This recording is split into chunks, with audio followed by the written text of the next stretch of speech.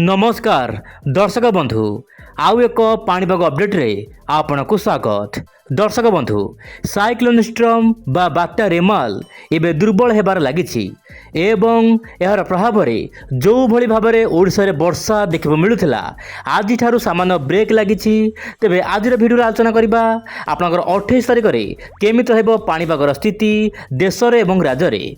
मु आपको कहबो चाहिबी आपण देखंतु सैटेलाइट इमेज रे कोन रहिछि पाणीपागर स्थिति। दर्शक बंधु उत्तर पूर्व अंचल रे प्रबल वर्षा आशंका रहिछि कारण साइक्लोन स्ट्रम रेमाल दुर्बल होई वर्तमान डीप डिप्रेशन रे परिणत होईछि एवं आगु बढ़ुछि।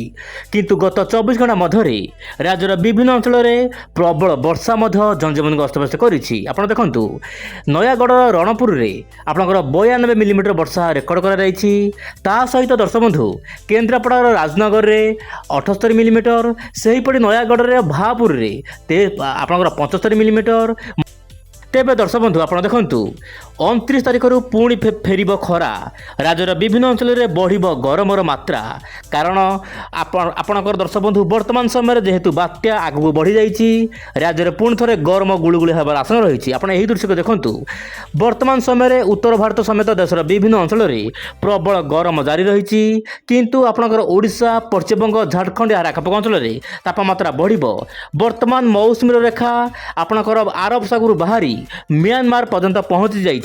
तेबे केरल रे आगामी 2 ରୁ 3 दिन मध्य मौसुमी वायु स्पर्श करिबो माने मौसुमी वायु छुईबो जहाँ पाई कि भारतीय पाणीपाग आगामी दिन में स्पष्ट करिबो। वर्तमान परिस्थिति वायुर चलन कौन रही आसंतु आलोचना करबा।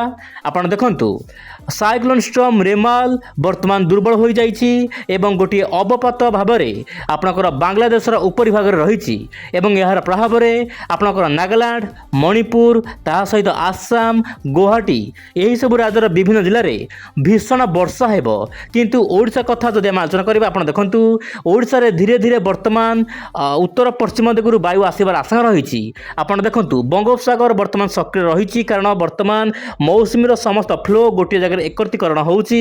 किंतु जेतेबेले एही लघुचाप बा एही बात्या दुर्बल होई जिवो ओडिशा रे मध्य गरमर मात्रा बढ़िबार संभावना रही। किंतु उपकूल ओडिशा रे हठात बढ़िबनी तापमात्रा कारण गोटे रिच पैटर्न सृष्टि होइछि। आपण देखंतु आपनकर दर्शक बंधु मध्य प्रदेश रु दक्षिण ओडिशा पर्यंत गोटे रिच पैटर्न रही माने अरब सागर पवन ओडिशा आड़क आसुनी कि बंगोपसागर वायु मध्य भारत को जाऊ नहीं जहाँ कि गोटे ट्रप रेखा सृष्टि होइछि जहाँ कि ओडिशा रे वर्तमान तापमात्रा सेतटा बढ़िबार आशंका नाही।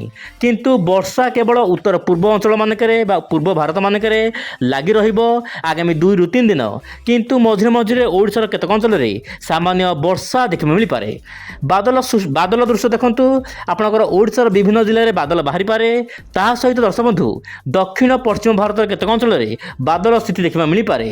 तेबे पश्चिमा वायु वर्तमान समय सक्रिय होबार लागिछि गोटे प्रकार स्पष्ट होउछि मौसुमी वायु आउ 2-3 दिन पर केरल छुईब। आपण देखंतु श्रीलंकार समस्त भाग को मौसुमी वायु छुईबार लागिछि केवल केरल में मौसुमी वायु छुईबार बाकी रही।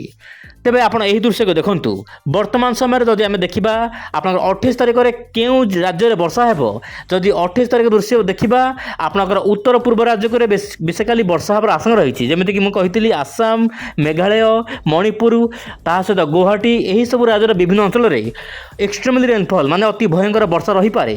ता सहित दर्शक बंधु दक्षिण भारत केतक अंचल रे जेमिति कि तमिलनाडु ता सहित आपनकर रहुची आंध्र प्रदेश एही सब जिल्ला स्थान स्थान वर्षा रही पारे।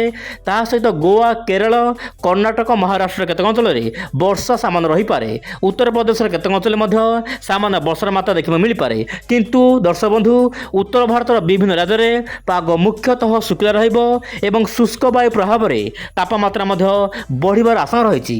किंतु केउ राज्य कौन रहिबा तापमात्रा स्थिति आसुन जानिबा ए दृश्य को आपण देखंतु वर्तमान मु मोबाइल को सामान्य जूम करबा चाहिबी जहाँ पाई कि आपण जानि परिबे सारा भारतर सहर तापमात्रा केवल दर्शक बंधु उई जोड़े चैनल रे आपण सारा भारत सहर दृश्य जानिबा पाइबे अन्य कोनोसी चैनल आपण पाइबे नाही कारण आपण को अन्य कोनोसी चैनल केवल फेक न्यूज ही दियंती कारण सठिक न्यूज केवल उई जोड़े माध्यम रे आपण देखंतु आज आपणकर विशाखापट्टनम रे 40 डिग्री तापमात्रा पार हेबार आशंका रही जहाँ पाई कि गुळुगुळी देखा मिल पारे। यह सहित ओडिशार नवरंगपुर ब्रह्मपुर भुवनेश्वर यार आखपाख अंचल में सामान्य वर्षार एक्टिविटी देखा मिल पारे कारण पूर्वाणु वायु सामान्य भाव में जावाक चेष्टा कर बंगोपसागर वायु ओडिशा भितर जहाँ कि वर्षा उपरबेला देखा मिल पारे।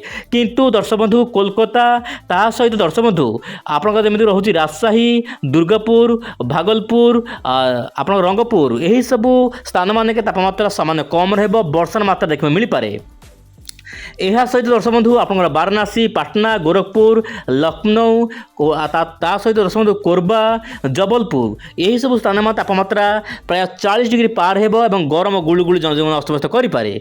यह सहित दर्शक बंधु आपंकर कोटा, राजस्थान कोटा ता सहित दर्शक बंधु जयपुर ता सहित दर्शक बंधु बीकानेर यही सब जिला मान तापमात्रा प्राय 45 डिग्री पार कर 50 डिग्री पाखापाखि रपमात्रा, जहाँपाई कि समस्या सृष्टि हो, प्रबल गरम गुलुगुली जनजीवन अस्तव्यस्त करें। आप देखो बीकानेर तापमात्रा 48 डिग्री पार करें, सहित कोटार दर्शक बंधु 48 डिग्री तापमात्रा पार बंधु अहमदाबाद तापमात्रा बढ़िया सहित गरम गुलुगुली देखा मिल पारे। किंतु दक्षिण पश्चिम राज्यगुड़िक तापमात्रा सामान्य अधिक रही उपर बेला काल बैशाखी एक्टिविटी देखा मिल पारे।